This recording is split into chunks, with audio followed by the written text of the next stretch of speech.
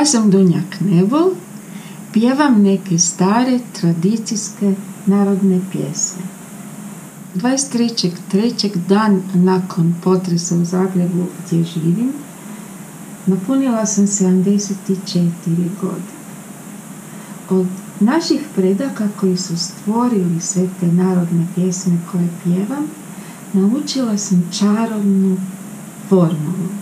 Sve je lakše kad pjevaš. Izbaciš iz sebe ljutnju, nemoć, frustracije, tugu.